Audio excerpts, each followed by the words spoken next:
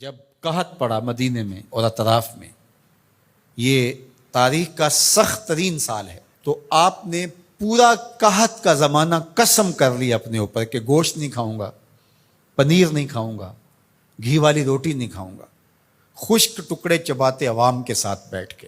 آج جب کہ ملک معاشی بحرانوں میں مبتلا ہے، حکمرانوں کے طرز زندگی اور ان کی آنی جانی آپ دیکھیں۔ حضرت عمر کا نام لینا آسان ہے، لیکن حضرت عمر رضی اللہ تعالیٰ عنہ کا طرز حکومت دیکھیے۔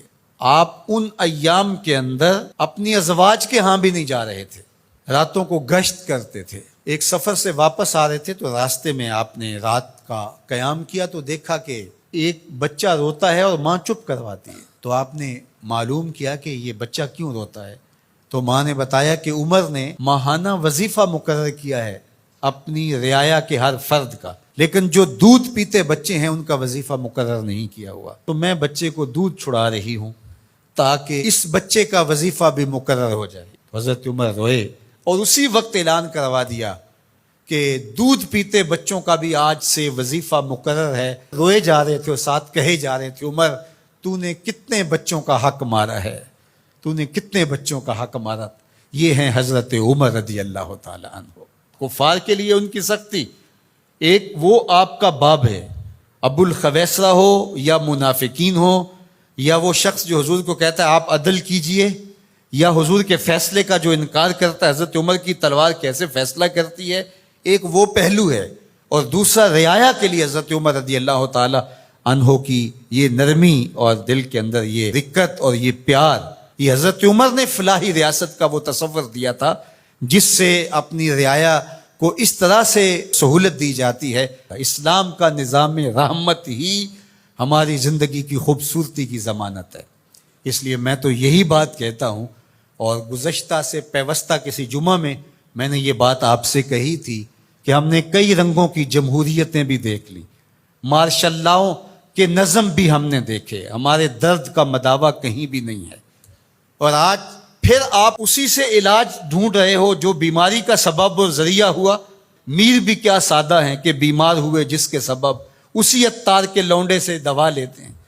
اس جمہوریت نے ہمیں دیا کیا ہے؟ ان دنوں کے اندر جو تماشا ملک میں لگا رہا کہ آپ نے اس کو اپنی آنکھوں سے دیکھا نہیں ہے؟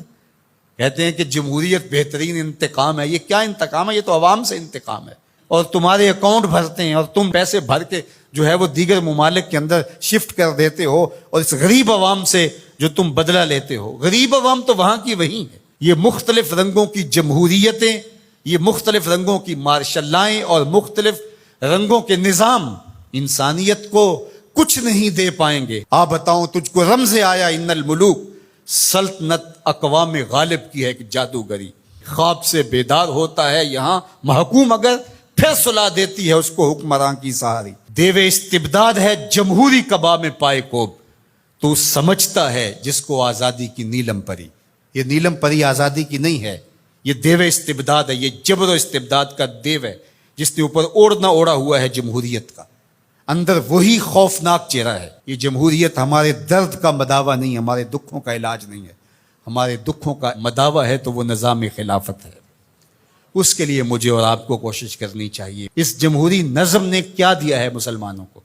جب مسلمانوں کے پاس اپنا نظام خلافت موجود ہے تو اس کے لیے راست اقدام ہو کہ جد و جہد کیوں نہیں کی جاتی، اور قوم کو سب سے پہلے باشعور بنا کر کے افراد اور رجال کار تیار کر کے اس نہج تک کیوں نہیں لے جایا جاتا؟ جب سمت ہی ہم نے درست منتخب نہیں کی ہے تو جتنا تیز بھاگیں گے اتنا منزل سے دور ہوتے چلے جائیں گے۔